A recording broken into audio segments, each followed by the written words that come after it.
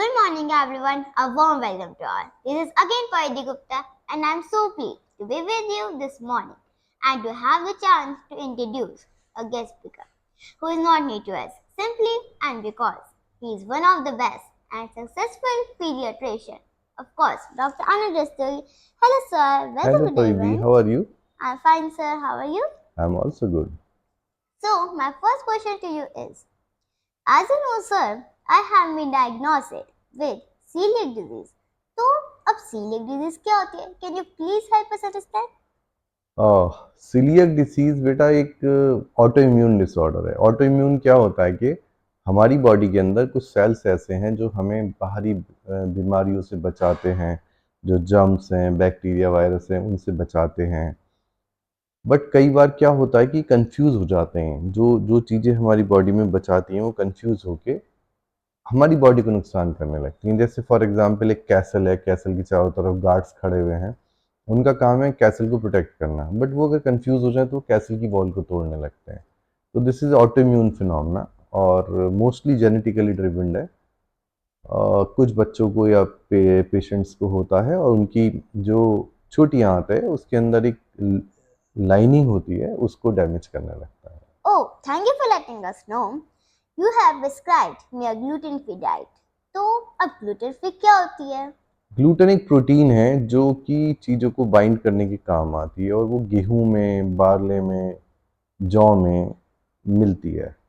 Barley generally लोकप्रिय यहाँ नहीं है, हिमाचल प्रदेश वगैरह में बारले खाया जाता है, या सिक्किम की साइड, त्रिपुरा की साइड, वहाँ लोग खाते हैं। ऐसे ही जौ भी है जो जनरली इधर नॉर्दर्न इंडिया में कम यूज़ होता है। तो इन सब चीज़ों में ग्लूटेन होता है। ग्लूटेन एक प्रोटीन है जिसको जो सेल लाइनिंग को डैमेज कर रही होती है।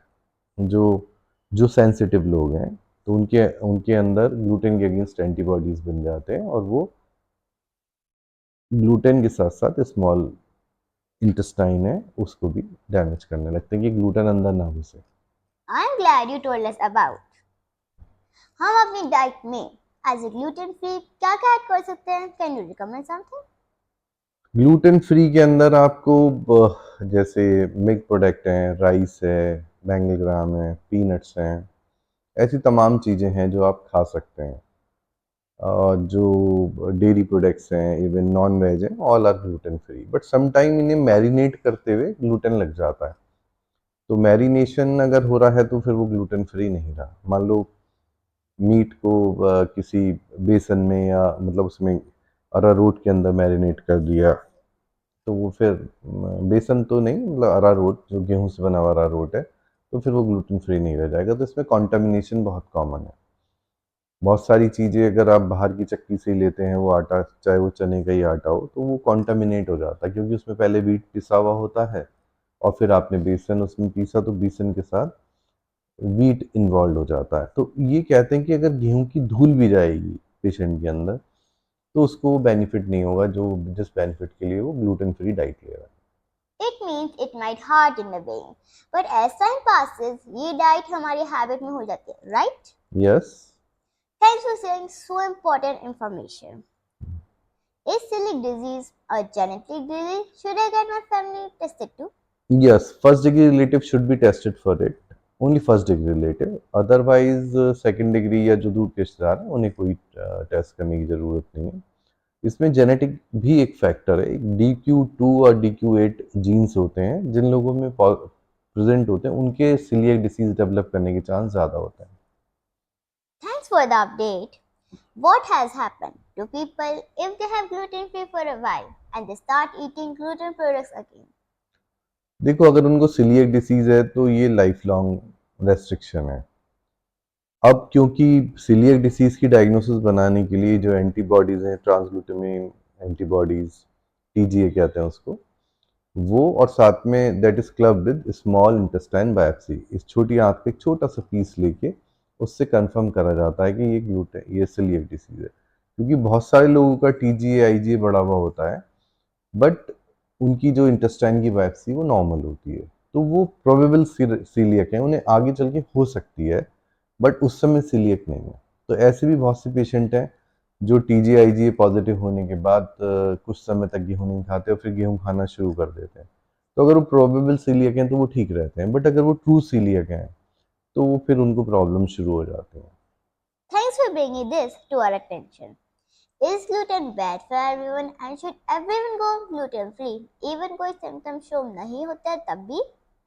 नहीं, ग्लूटेन सबके लिए तो बुरा नहीं है, जो जिसको सूट नहीं कर रहा है या जिसमें वो ऑटो इम्यून फिनोमेना ट्रिगर हो गया उनके लिए ग्लूटेन बंद है। अब ये जो जिन बीमारियों के बहुत अच्छे कोई इलाज नहीं है उसमें तरह तरह के एक्सपेरिमेंट चलते रहते हैं, तरह तरह के थॉट्स आते रहते हैं। जैसे ADHD है, बच्चों की एक बीमारी है, या ऑटिज्म है, उसमें अक्सर लोग कहते हैं ग्लूटेन फ्री डाइट लें, but as such gluten free का जो रोल है मेन वो सीलियक डिसीज में ही है, या ग्लूटेन इंसेंसिटिविटी या वीट एलर्जी। तो जो सीलियक डिसीज है that is not wheat allergy, wheat allergy something different. Wheat खाने के बाद आपको रैश आ गया, खुजली शुरू हो गई, सांस फूलने लगा, तो that is wheat allergy. Thanks for the details. Does gluten free helps in losing weight? Not really, gluten free एक तरीके से यूं लूज कर मतलब आपका वेट लूज हो सकता है, क्योंकि इन जनरल हमारी डाइट में ग्लूटेन बहुत है।